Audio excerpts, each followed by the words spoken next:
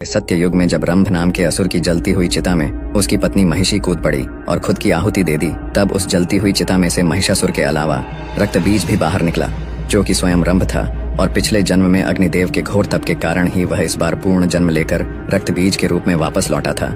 रक्त बीज बेहद चतुर होने के साथ साथ अत्यंत बलशाली भी था। फिर भी वह अपने बल से संतुष्ट न था और इसीलिए वह अमर होने की कामना लिए जंगल की ओर चल पड़ा और फिर ब्रह्मदेव की तपस्या में लीन हो गया। तपस्या करते करते सैकड़ों वर्ष बीत गए, पर ब्रह्मदेव अब तक प्रकट न हुए। लेकिन रक्त बीज अपने तपस्या से तस से मस न हुआ। वह निरंतर ब्रह्मदेव को प्रसन्न करने के लिए अपने तपस्या में डूबा रहा और आखिर में ब्रह्मदेव को रक्त बीज के सम्मुख प्रकट होना ही पड़ा। जिसके बाद ब्रह्मदेव ने रक्त बीज को उसके गहरे तप से जगाकर अपना वरदान मांगने को कहा। फिर रक्त बीज ने ब्रह्मदेव को अपना अभिवादन देते हुए उनसे सीधा अमर होने का वरदान मांग लिया। जिसके बाद ब्रह्मदेव भी सोच में पड़ गए। काफी सोच विचार करने के बाद ब्रह्मदेव ने रक्त बीज को अमरता का वरदान देने से मना कर दिया, परंतु उन्होंने रक्त बीज को एक ऐसा वरदान दे दिया जो कि अमरता के वरदान से बिल्कुल भी कम न था। दरअसल इस वरदान के दौरान रक्त बीज के शरीर से निकले रक्त के हर बूंद के धरती के स्पर्श मात्र से ही और रक्त बीज पैदा होंगे और उनके भी रक्त के धरती के स्पर्श मात्र से और नए रक्त बीज पैदा होते ही रहेंगे, यानी कि रक्त बीज के पनपने की कोई सीमा न होगी। वरदान देने के बाद ब्रह्मदेव अंतर्धान हो गए। जिसके बाद रक्त बीज ठहाके लगाते हुए सीधा पाताल लोक के महिषी शासित क्षेत्र पहुंच गया। दरअसल पिछले जन्म में जब वह रंभ था तो उसे महिषी असुरों ने मिलकर समाप्त कर दिया था और अब इसी का बदला वह महिषी वंश से लेने के लिए वापस आकर उनके समक्ष खड़ा हो चुका था। और फिर रक्त बीज ने महिषी राज्य के अंदर मार काट मचाकर रख दी। उसने अकेले ही महिषियों के राजा समेत समस्त प्रमुख महिषी योद्धाओं को समाप्त कर दिया। फिर बाकी बचे और डरे हुए महिषी असुरों का स्वयं राजा बन बैठा और यह बात पूरे पाताल लोक में फैल गई, जिससे कि पाताल लोक के समस्त बड़े से बड़े असुर भी रक्त बीज के नाम मात्र से ही घबराने लगे। रक्त बीज पूरे पाताल लोक का शासक बन बैठा था। दिन यूं ही बीतते गए और एक दिन रक्त बीज को महिषासुर की याद आई और वह महिषासुर को ढूंढने पाताल लोक के अन्य राज्य की ओर निकल पड़ा, जहां उसे पता चला कि कई वर्ष पहले तो महिषासुर किसी 10 भुजाओं वाली विशालकाय देवी के हाथों वीर गति को प्राप्त हो चुका है। जिसके बाद यह सुनते ही रक्त बीज आग बबूला हो उठा और फिर वह देवी दुर्गा को पागलों की तरह जमीन से लेकर आसमान हर जगह ढूंढने निकल पड़ा, पर उसे देवी दुर्गा कहीं भी न मिली। फिर रक्त बीज के तमाम बार पूछने पर कोई भी असुर यह नहीं बता पाया कि वह 10 भुजाओं वाली विशालकाय देवी अचानक कहां से आई थी। जिसके बाद रक्त बीज एक गहरे चिंतन में पड़ गया। फिर उसने सोचा कि हो न हो उस 10 भुजाओं वाली विशाल देवी के बारे में ये देवताओं की पूजा पाठ करने वाले साधु संतों को अवश्य ही कुछ न कुछ पता होगा। फिर उसने अपने तमाम असुर सैनिकों को देवी दुर्गा का पता लगाने के लिए साधुओं के पास भेज दिया। जिसके बाद रक्त बीज के असुर सैनिकों ने बड़े ही क्रूर तरीके से साधुओं से उस विशालकाय 10 भुजाओं वाली देवी के बारे में पूछने लगे, पर किसी भी साधु संत के पास उनके सवालों का उत्तर न था। रक्त बीज की यह जानलेवा खोज देवी दुर्गा के लिए यूं ही जारी रही और वहीं दूसरी तरफ महर्षि कश्यप और दनु के 2 पुत्र शुंभ और निशुंभ नाम के 2 असुर भाई एक शांत वन में ब्रह्मदेव की तपस्या में कई वर्षों से लीन हुए बैठे थे। और फिर शुंभ और निशुंभ के सम्मुख अचानक ब्रह्मदेव का आगमन हुआ। जिसके बाद ब्रह्मदेव ने उनसे अपना इच्छित वरदान मांगने को कहा। जिसके बाद हर असुर की तरह शुंभ और निशुंभ ने भी ब्रह्मदेव से अमरता का वरदान मांग लिया, जिसके लिए ब्रह्मदेव ने उन्हें साफ साफ मना कर दिया। दरअसल शुंभ और निशुंभ दोनों भाई स्त्रियों के प्रति काफी आकर्षित थे और वे स्त्रियों को सिर्फ और सिर्फ संभोग की वस्तु मात्र ही मानते थे और इसीलिए ब्रह्मदेव ने इन 2 असुर भाइयों को लगभग महिषासुर जैसा ही वरदान दे दिया, जिसके दौरान शुंभ और निशुंभ का वध सिर्फ एक महाशक्तिशाली स्त्री के हाथों ही संभव था। और इसी बीच इंद्रदेव ने शुंभ और निशुंभ के बड़े भाई नमुच्ची को अपने निजी मतभेद के कारण मौत के घाट उतार दिया। जिसके कुछ वर्षों के बाद जब शुंभ और निशुंभ पाताल लोक अपने राज्य में वापस लौटे और अपने बड़े भाई नमुच्ची के मौत की खबर सुनी तो उनके क्रोध का ठिकाना न रहा। जिसके बाद उन्होंने स्वर्गलोक पे आक्रमण करने की ठान ली। फिर शुंभ और निशुंभ अपनी असुर सेना लिए स्वर्गलोक की ओर निकल पड़े, जहाँ की इंद्रदेव समेत समस्त देवता नृत्य का आनंद उठा रहे थे। फिर अचानक स्वर्ग पे शुंभ और निशुंभ समेत तमाम असुरों का आगमन शुरू हो गया।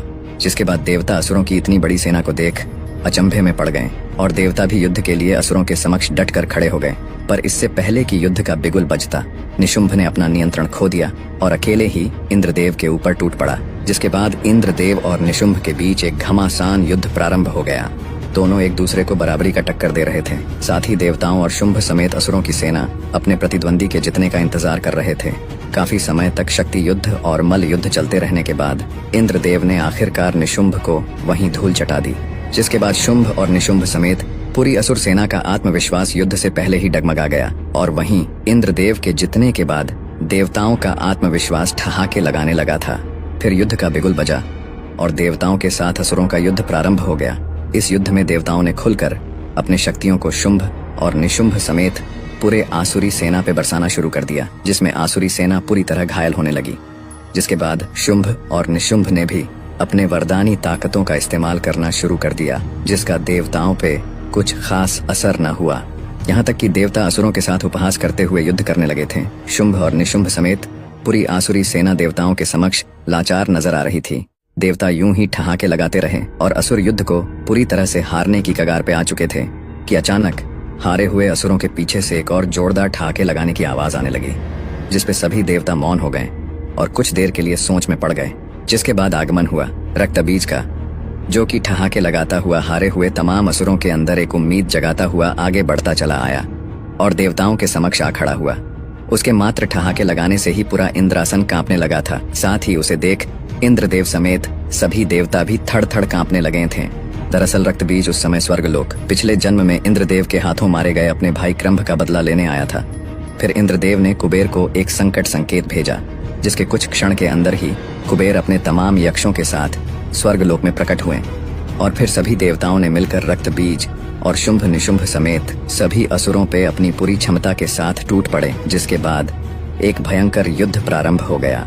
इस युद्ध में देवता और असुर दोनों ही बराबरी उत्साह के साथ युद्ध कर रहे थे। यहाँ शुंभ और निशुंभ ने तो देवताओं को इस बार कांटे की टक्कर दे ही रहे थे और वहीं रक्तबीज अकेले ही बड़ी तेजी से पूरे यक्षों का नामो निशान मिटाए जा रहा था।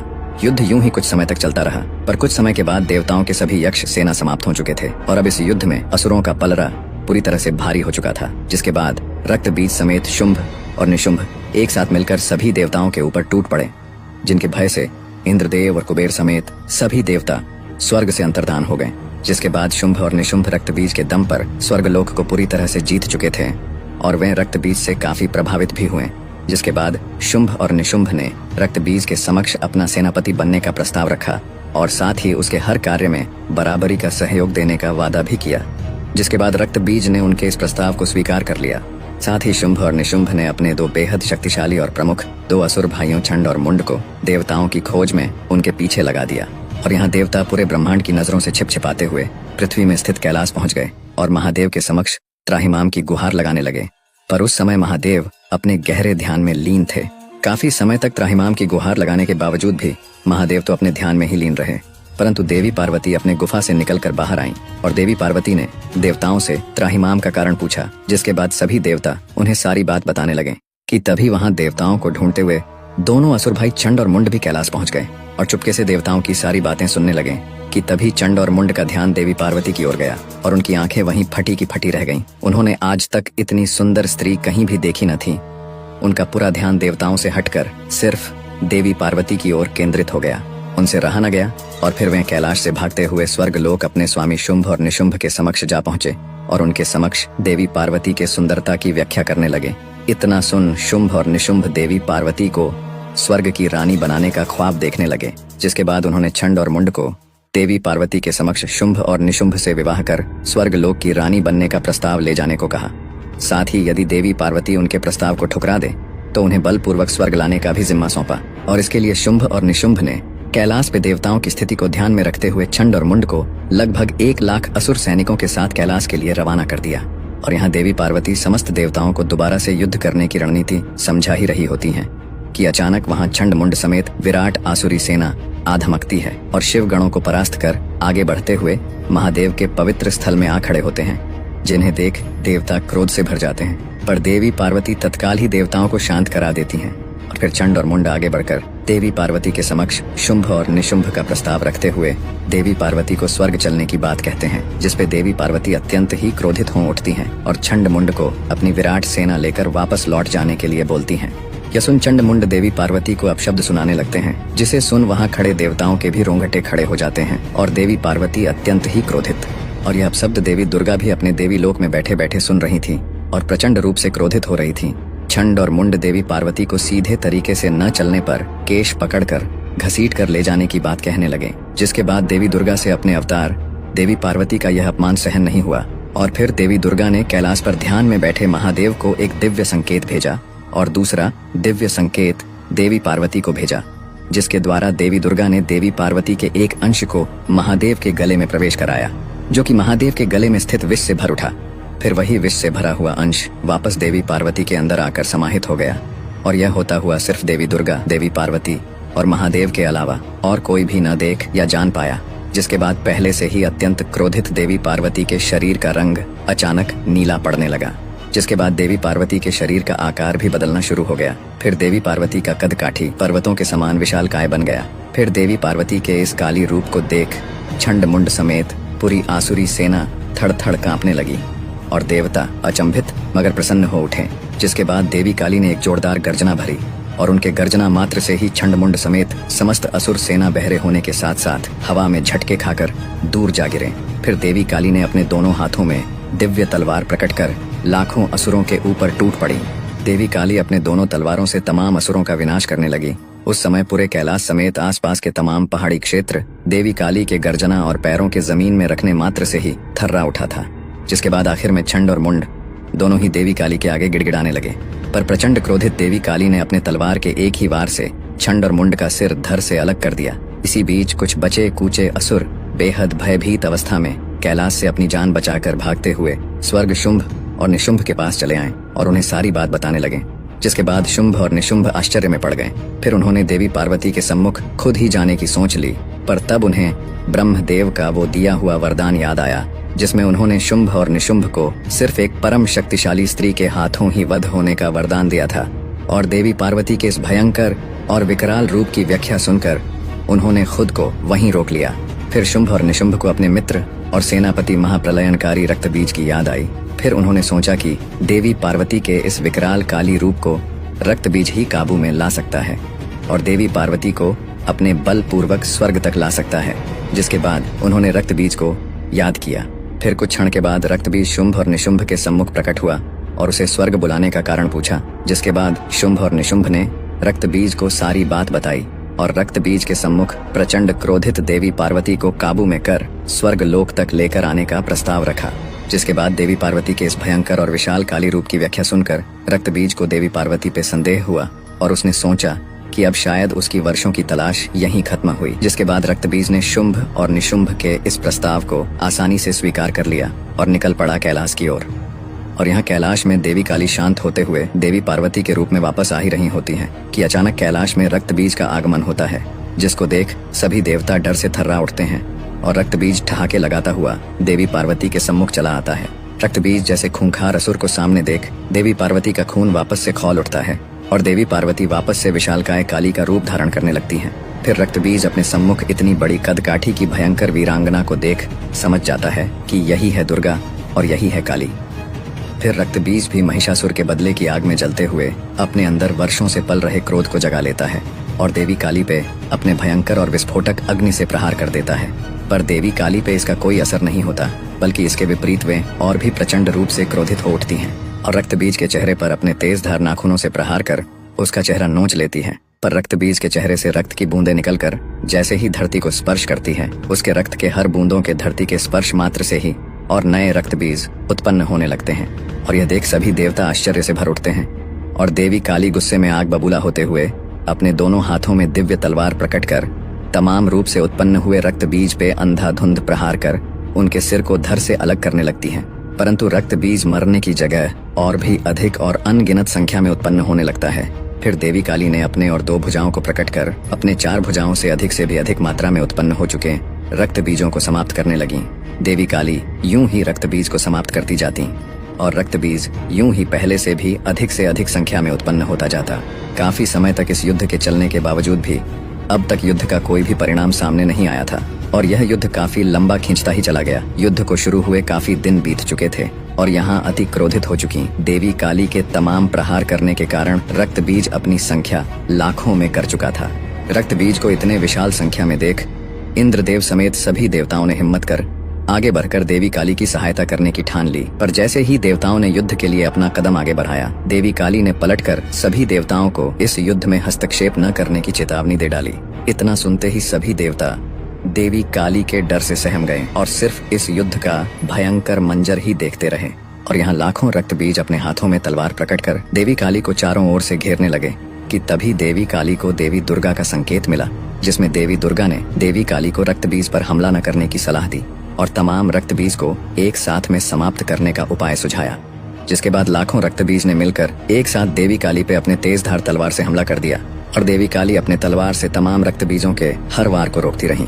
फिर इतने प्रहारों के बीच देवी काली जोरदार गर्जना करती हुई अपना आकार और भी विशालकाय बनाती गईं और ये गर्जना इतना तेज और प्रभावी था कि इसके झटके से तमाम रक्त बीज असंतुलित होकर हवा में यहाँ वहाँ जाकर गिरने लगे। जिसके बाद देवी काली ने अपना रूप महाविशालकाय और महाप्रलयनकारी बना लिया। फिर उन्होंने अपने शक्तियों को एकत्र कर सिर्फ और सिर्फ तमाम रक्त बीजों को ही जोरदार सांसें भरते हुए अपने मुंह के अंदर खींचने लगीं और तमाम रक्त बीजों को कच्चा चबाने लगीं। उन्हें कच्चा चबाते हुए उनके रक्त को घूंट घूंट पीने लगीं और काफी समय तक देवी काली लगातार ऐसा ही करती गईं। जिसके बाद धरती में मौजूद तमाम रक्त बीज अब पूरी तरह से देवी काली द्वारा खत्म हो चुके थे। जिसके बाद तमाम देवी देवता समेत गंधर्व और यक्ष बेहद प्रसन्न हुए और देवी काली पर फूलों की बारिश करने लगे। परंतु यहाँ काफी समय बीत जाने के बावजूद भी देवी काली का क्रोध अब तक शांत न हुआ था और यह देख सभी देवताओं की चिंता और भी बढ़ने लगी। दरअसल तमाम रक्त बीजों को कच्चा चबा जाने के बाद उसके रक्त के दुष्प्रभाव से देवी काली ने खुद पे अपना संतुलन खो दिया था और अपने तीव्र क्रोध से पूरी धरती को तबाह करने की आग उनके अंदर भड़क चुकी थी। जिसके बाद अति तीव्र क्रोधित देवी काली असंतुलित होकर पूरी धरती को तबाह करने की ओर चल पड़ी।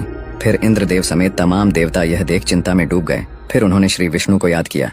जिसके बाद कैलाश में श्री विष्णु का आगमन हुआ और तमाम देवता श्री विष्णु से देवी काली को रोकने की गुहार लगाने लगे, जिसे कि श्री विष्णु अपने लिए नामुमकिन कार्य बताते हुए महादेव के लिए एक मुमकिन कार्य बताया। और श्री विष्णु समेत सभी देवताओं ने महादेव को अत्यंत ही गहरे ध्यान से जगाने के लिए प्रार्थना करने लगे। जिसके बाद महादेव ने अपनी आंखें खोलते हुए श्री विष्णु को नमन किया और अपनी आंखों से तबाही से बिखरे पड़े कैलाश को देखा। फिर सभी देवताओं ने महादेव को सारी बात बताई। जिसके बाद महादेव की नजर काफी दूर तक पहुंच चुकी विशालकाय देवी काली पर गया। फिर महादेव अपने स्थान से अंतर्धान होकर अपना आकार बदलकर सीधे चले आ रही देवी काली के मार्ग पर लेट गए। जिसके बाद प्रचंड क्रोधित अवस्था में चलते चलते अचानक देवी काली का पांव मार्ग पर लेटे हुए महादेव के छाती के ऊपर पड़ गया। फिर जैसे ही देवी काली की नजर पांव के नीचे दबे महादेव पे पड़ी, वैसे ही उनका सारा क्रोध शांत हो गया और साथ ही उन्हें अपनी भूल का आभास भी। जिसके बाद देवी काली अचानक सामान्य आकार में आती हुई देवी पार्वती का रूप लेने लगी। फिर मूर्छित होकर धरती पे गिरने लगी कि अचानक महादेव ने देवी पार्वती को थाम लिया और उन्हें उठाकर अपने स्थान पे लेकर आए। देवी पार्वती को मूर्छित अवस्था में देख तमाम देवी देवता समेत शिवगण चिंतित हो उठे। फिर महादेव देवी पार्वती को चेतना में वापस लेकर आए और यह देख सभी देवी देवता समेत पूरा कैलाश खुशी के मारे झूम उठा। पर काली अवतार धारण करने के कारण देवी पार्वती का रंग रूप काला पड़ चुका था, जिससे कि देवी पार्वती परेशान रहने लगी थीं। फिर महादेव ने देवी पार्वती को ब्रह्मदेव की तपस्या करने की सलाह दी। जिसके बाद देवी पार्वती कैलाश के शिव स्थान से काफी दूर जाकर किसी और पर्वत की चोटी पर बैठकर ब्रह्मदेव की तपस्या में लीन हो गईं। देवी पार्वती कुछ वर्षों तक यूं ही ब्रह्मदेव की तपस्या में लीन रहीं। फिर एक दिन ब्रह्मदेव देवी पार्वती के सम्मुख प्रकट हुए और उनसे अपना वरदान मांगने को कहने लगे। जिसके बाद देवी पार्वती ने ब्रह्मदेव से अपना रंग रूप वापस दिलाने को कहने लगी। जिसके बाद ब्रह्मदेव ने अपने तंत्र से काली अवतार के दौरान देवी दुर्गा की शक्ति के साथ शिव के विष के आपस में समाहित होकर उत्पन्न हुए ऊर्जा को देवी पार्वती के शरीर से अलग कर दिया, जिसके फलस्वरूप देवी पार्वती का रंग रूप पहले जैसा ही हो गया। फिर देवी पार्वती अत्यंत ही प्रसन्न हुई। फिर देवी पार्वती के शरीर से निकली हुई वह अत्यंत ताकतवर ऊर्जा एक बड़े कद काठी की बेहद खूबसूरत वीरांगना में तब्दील हो उठी, जिसकी दिव्यता और चमक देख देवी पार्वती और ब्रह्मदेव अत्यंत ही प्रसन्नता से भर उठे और उन्हें एक नया भव्य नाम देवी कौशिकी दिया। ब्रह्मदेव ने देवी कौशिकी को इसी चोटी में शुंभ और निशुंभ नामक 2 असुर भाइयों के आने तक ध्यान मग्न रहने की आज्ञा दी।